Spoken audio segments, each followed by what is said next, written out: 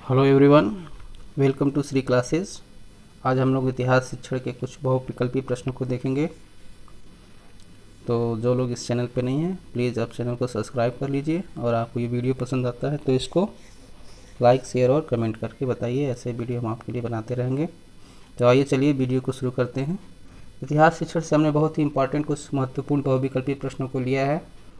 तो आइए चलिए इसको हम देखते हैं। तो हमारा पहला क्वेश्चन है और आंसर हमने इसमें रेड कलर से कर दिया। देखिए यहाँ पे लिखा भी है, ये आंसर को रेड कलर से कर दिया गया है, जिससे वो आसानी से आप समझ जाएंगे देख के कि इसका आंसर क्या होगा। तो आइए शुरू करते हैं। पहला क्वेश्चन है, निम्न में से कौन सा इतिहास शिक्षण का उद्देश्य है?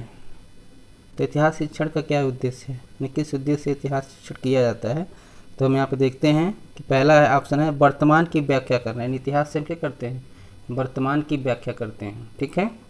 दूसरा है उचित दृष्टिकोण का विकास करना, यानी किस बच्चों का दृष्टिकोण कैसा है उसको विकास के लिए हम इतिहास शिक्षण का उपयोग करते हैं। और तीसरा है राष्ट्रीय भावना का विकास करना, यानी जब इतिहास शिक्षण हम करते हैं तो राष्ट्रीय भावना अपने आप ही जागृत होती है जब हम उसकी पुरानी बातों को सुनते हैं। ठीक है। क्रांतिकारियों के बारे में सुनते हैं, हमारे देशभक्तों के बारे में सुनते हैं, तो हमारी राष्ट्रीय भावना क्या होती है, अपने आप जागृत हो जाती है। तो इसका उन्हें इतिहास शिक्षण का ये भी एक उद्देश्य राष्ट्रीय भावना का विकास करना है। तो तीनों हम देखते हैं, वर्तमान की व्याख्या करना, उचित दृष्टिकोण का विकास करना और राष्ट्रीय भावना का विकास करना, ये तीनों हो इतिहास शिक्षण के उद्देश्य होते हैं। इसलिए हमारा जो चौथा ऑप्शन होगा उपयुक्त सभी, ये हमारा करेक्ट होगा। फोर्थ ऑप्शन हमारा क्या होगा, ये करेक्ट होगा। चलिए दूसरे क्वेश्चन की तरफ चलते हैं। दूसरा क्वेश्चन है, पाठ्यक्रम में मानव जाति के समस्त ज्ञान और मामलों का सार समझना चाहिए, यह कथन इसमें से किसका है? यानी ये कथन किसने कहा है? तो इसके चारों ऑप्शन को हम देख लेते हैं। पहला ऑप्शन है फ्रोबेल, दूसरा है मुनरो, तीसरा है गोल्ड स्मिथ और चौथा है ये हॉर्न है, हॉर्न लिखा है, हॉर्न है। ठीक है। तो इसका पहला ऑप्शन जो होगा वो करेक्ट होगा। यानी पाठ्यक्रम में मानव जाति के समस्त ज्ञान और मामलों का सार समझना चाहिए, ये कथन किसका है? ये कथन है फ्रोबेल का। ये पहला ऑप्शन आपका करेक्ट है। चलिए नेक्स्ट क्वेश्चन की तरफ चलते हैं। नेक्स्ट क्वेश्चन हमारा है, स्रोत विधि द्वारा बालकों में निम्न में से कौन सा गुण विकसित होता है? यानी स्रोत विधि द्वारा जब हम बच्चों को शिक्षा देते हैं तो उसमें कौन सा गुण विकसित होता है? तो मानसिक, पहला ऑप्शन है मानसिक शक्ति का विकास होता है, दूसरा ऑप्शन है ऐतिहासिक घटनाओं का ज्ञान होता है, तीसरा होता है अतीत का ज्ञान होता है, चौथा है ये सभी। तो जब स्रोत विधि से हम बच्चों को शिक्षा देते हैं तो उसमें विकसित होता है मानसिक शक्ति का उनका विकास होता है, और स्रोत विधि यानी किसी सोर्स के माध्यम से उनको ज्ञान देते हैं तो ऐतिहासिक घटनाएं उसमें अपने आप ही आ जाती हैं। और ऐतिहासिक घटनाओं से क्या होता है, अतीत जुड़ा होता है, यानी उनको अतीत का भी ज्ञान होता है। यानी ऊपर के जो तीनों ऑप्शन हैं वो तीनों ऑप्शन करेक्ट हैं, इसलिए हमारा चौथा ऑप्शन क्या हो जाएगा, ये सभी करेक्ट होगा। अब आइए चलते हैं अगले क्वेश्चन की तरफ। पाठ्य पुस्तकों का उपयोग करते हैं, कौन करते हैं पाठ्य पुस्तकों का उपयोग? पहला ऑप्शन है छात्र, दूसरा अध्यापक, तीसरा दोनों, मतलब छात्र और अध्यापक दोनों, और चौथा है इनमें से कोई नहीं या कोई नहीं। तो हम पाठ्य पुस्तक का उपयोग कौन करता है? छात्र है वो भी पुस्तक पढ़ता है, और अध्यापक है वो भी पुस्तक पढ़ता है और पुस्तक से पढ़ाता भी है। तो यानी छात्र और अध्यापक दोनों भी, इसका मतलब पहला और दूसरा ऑप्शन दोनों करेक्ट होगा। इसका मतलब ये थर्ड ऑप्शन हमारा क्या होगा, सही होगा, दोनों। ये तो बहुत इजी क्वेश्चन था। अब आगे चलते हैं। शिक्षक पाठ्य पुस्तकों का उपयोग करता है, किस लिए शिक्षक पाठ्य पुस्तक का उपयोग करता है? क्वेश्चन को ऐसे समझ सकते हैं। पहला ऑप्शन है अध्ययन में, यानी पढ़ने के लिए यूज करता है, दूसरा होता है पाठ्य योजना यानी लेसन प्लान बनाने के लिए यूज करता है, तीसरा होता है कक्षा अनुद्देश्य में, यानी कक्षा में किस तरह से वो इंस्ट्रक्शन देगा, उद्देश्य अपने उद्देश्य को पूरा करेगा उसके लिए करता है। तो चौथा ऑप्शन है ये सभी, यानी टीचर किस लिए करता है, वो पढ़ने के लिए भी करता है, पाठ्य योजना बनाने के लिए भी और अपने उद्देश्य को पूरा करने के लिए भी करता है, इसलिए तीनों काम वो करता है। तो चौथा ऑप्शन जो हमारा है ये सभी, ये करेक्ट होगा। अब आइए चलते हैं अगले क्वेश्चन की तरफ।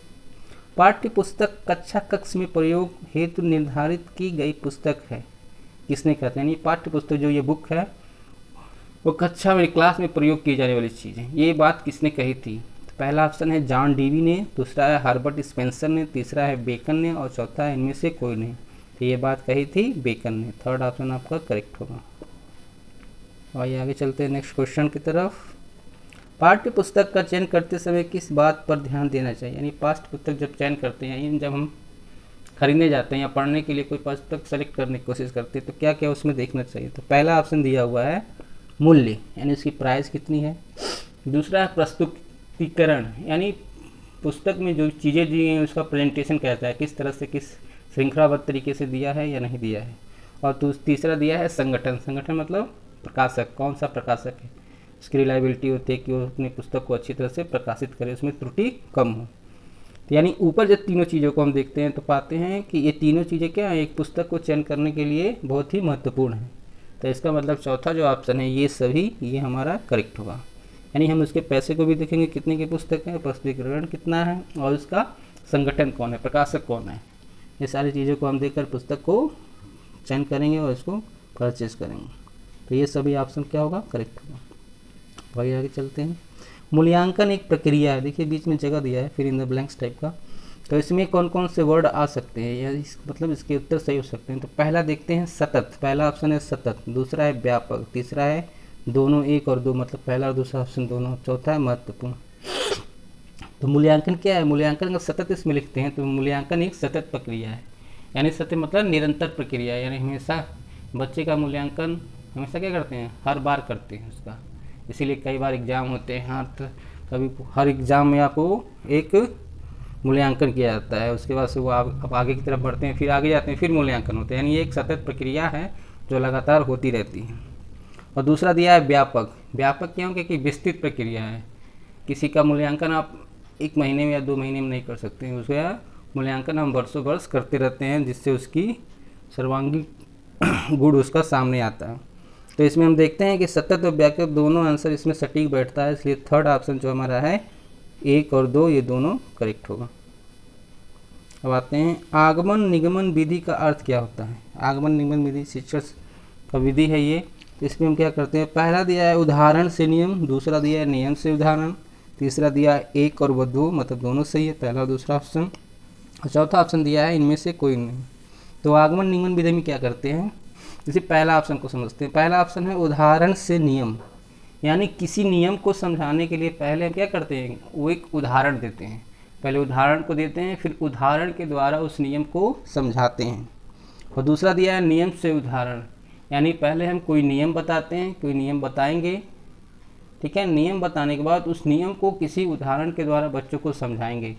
तो आगमन निगमन विधि क्या होता है, यही होता है कि हम उदाहरण से पहले उदाहरण दे के नियम को समझाते हैं और फिर नियम अगर देते हैं तो उसको हम उदाहरण के द्वारा समझाते हैं, यानी दोनों काम करते हैं। इसी को बोलते हैं आगमन निगमन विधि। तो इसका जो थर्ड ऑप्शन है वो करेक्ट होगा, आगमन निगमन विधि, यानी पहला दूसरा। उदाहरण देके या नियम समझाएंगे आगमन विधि हो गया, और नियम को देकर के उदाहरण समझाएंगे तो वो निगमन विधि हो गया। ये दोनों हो गया आगमन निगमन विधि। सूक्ष्म शिक्षण का विकास किसने किया, सूक्ष्म शिक्षण का विकास कैसे हुआ, सूक्ष्म शिक्षण को कैसे इसको विकसित किया गया, ठीक है। तो पहला ऑप्शन है फ्लैंडर ने किया इसको, फिर दूसरा लिया एलन गेज ने, तीसरा स्किनर ने, चौथा एलन ने। तो सूक्ष्म शिक्षण का विकास किया था एलन ने। बहुत ही इंपॉर्टेंट क्वेश्चन है एग्जाम में, यानी पूरी संभावना है इसकी। मूल्यांकन का क्षेत्र होता है, मूल्यांकन जैसे हम किसी चीज़ का मूल्यांकन करते हैं तो उसका क्षेत्र क्या है, संकुचित होता है, यानी हर चीज़ों को उसमें हम नहीं देखते हैं। विस्तृत होता है, दूसरा ऑप्शन है। तीसरा सीमित होता है, चौथा इनमें से कोई नहीं। तो मूल्यांकन का जो क्षेत्र होता है वो विस्तृत होते हैं, यानी हम हर तरह से मूल्यांकन करते। कोई भी कॉम्पिटिटिव एग्जाम होता है, देखिए उसमें लिखित परीक्षा होती है, मौखिक परीक्षा होती है, इंटरव्यू, बहुत सारी चीज़ें होती हैं, यानी वो मूल्यांकन क्या होता है, एक विस्तृत रूप में होता है। तो मूल्यांकन का क्षेत्र क्या होता है, विस्तृत होता है। आते हैं मूल्यांकन का शाब्दिक अर्थ क्या है। ये शाब्दिक अर्थ है, पहला ऑप्शन दिया है मूल्य, दूसरा दिया है मूल्य का अंकन, तीसरा मापन, चौथा इनमें से कोई नहीं। तो मूल्यांकन का शाब्दिक होता है मूल्यधन अंकन, यानी किसी की वैल्यू को हम अंक में बदल देते हैं। जैसे कि एग्जाम्पल के तौर पर देख सकते हैं, जैसे दिनांक है, दिनांक क्या है, एक दिन है, तो दिन को क्या करेंगे हम अंक में लिख देते हैं, तो उसी को बोलते हैं दिनांक। उसी तरह मूल्य, यानी किसी बच्चे का वैल्यू को हम उसको अंक में प्रदर्शित कर देते हैं, उसी को बोलते हैं मूल्यांकन, यानी मूल्य को अंक में प्रदर्शित करना। तो इसका दूसरा ऑप्शन जो होगा वो करेक्ट होगा, मूल्य का अंकन। अब आइए अगला चलते हैं। छात्रों को व्याख्या का लगभग प्रतिशत स्मरण रहता है, यानी कितना प्रतिशत जब टीचर एक्सप्लेनेशन करके क्लास में जाता है तो उसको कितना प्रतिशत उसको याद रहता है क्लास में। तो हम देखते हैं, पहला ऑप्शन है 100%, दूसरा 90%, तीसरा 50%, चौथा है 20%। तो जब एक्सप्लेनेशन सुन के हम जाते हैं घर पे तो अक्सर हम पाते हैं ये कि हमको 20%, इसका आंसर जो है चौथा सही होगा, 20% ही स्मरण रहता है, याद रहता है। ये भी बहुत इंपॉर्टेंट क्वेश्चन है। सन 1918 तक किस पद्धति का रूप अस्पष्ट हुआ, यानी कौन सी पद्धति, योजना पद्धति के जैसे जन्माता क्या है, किलपैट्रिक है, तो किस पद्धति को रूप अस्पष्ट हुआ, यानी पूरी तरह से यह अस्पष्ट रूप में आ गया। तो पहला है समस्या पद्धति, दूसरा है वाद विवाद पद्धति, तीसरा है योजना पद्धति, चौथा है इकाई पद्धति। 1918 तक योजना पद्धति स्पष्ट रूप से आ गया था।